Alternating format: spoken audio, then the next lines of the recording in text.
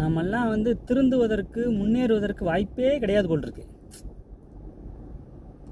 இந்த நடிகர்கள் பின்னாடி போனோம்னா நம்ம உருப்படவே மாட்டோம். ஆமாம்,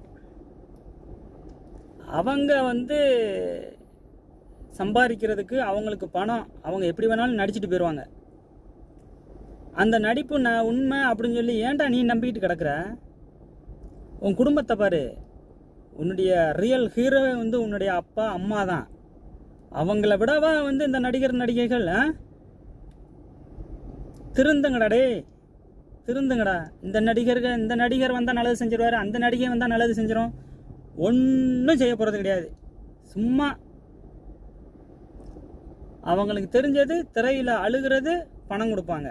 திரையில் சண்டை போடுவாங்க, பணம் கொடுப்பாங்க. திரையில் வந்து ஒரு 10 பேரை 100 பேர்த்த ஒரே நேரத்தில் அடித்து தூக்கணும்னா பணம் கொடுப்பாங்க. திரையில் வீரவசனம் பேசுனா பணம் கொடுப்பாங்க.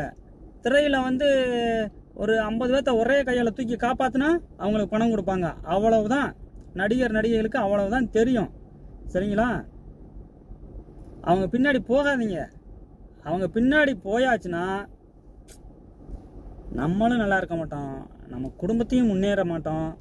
இப்படியே வந்து சொல்லி வடிச்சுக்கிட்டே அலைய வேண்டியதான் நம்ம. ஆனால் அவன் சொகுசு காரில் ஜாலியாக நல்லா இருப்பான் உன் பேரை சொல்லி.